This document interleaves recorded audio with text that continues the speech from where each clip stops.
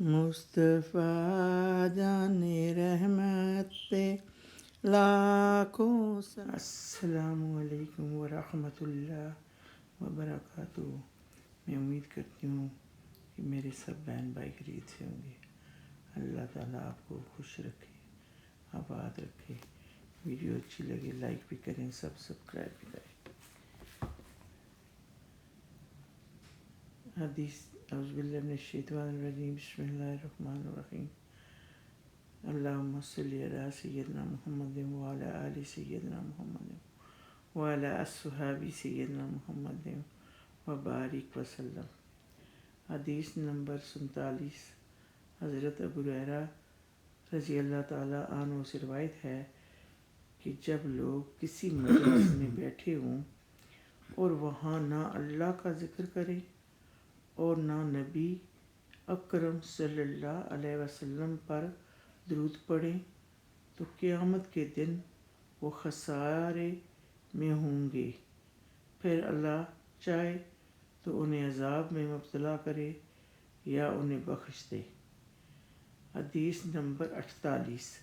حضرت جابر رضی اللہ تعالیٰ عنہ سے روایت ہے کہ نبی اکرم صلی اللہ علیہ وسلم نے فرمایا، جب کوئی قوم جمع ہو اور اس حالت میں اٹھ کر چلی جائے کہ انہوں نے نہ اللہ کا ذکر کیا اور نہ نبی کریم صلی اللہ علیہ وسلم پر درود پڑھا تو وہ یوں اٹھیں جیسے وہ بدبودار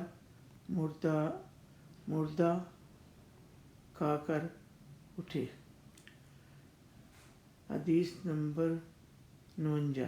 حضرت جابر رضی اللہ تعالیٰ عنہ سے روایت ہے، اللہ تعالیٰ نے فرمایا کہ حضور نبی کریم صلی اللہ علیہ وسلم نے منبر پر جلوہ افروز ہوئے، پہلی سیڑھی پر رونق افروز ہوئے تو کہا آمین، یوں ہی دوسری اور تیسری سیڑھی ہی پر آمین کہا۔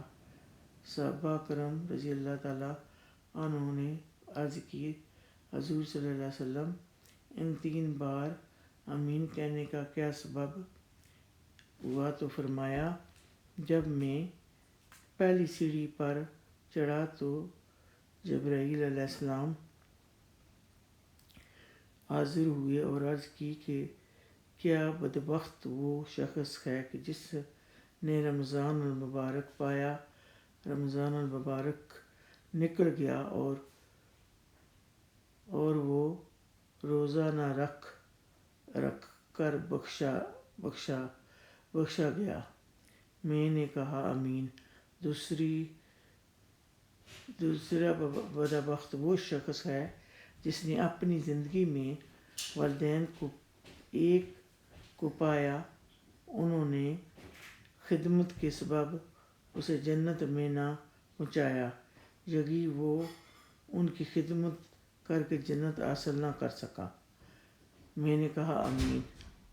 تیسرا وہ شخص بدبخت جس کے پاس آپ کا ذکر پاک ہو اور اس نے آپ پر درود پاک نہ پڑھا تو میں نے کہا آمین۔ حدیث نمبر 50۔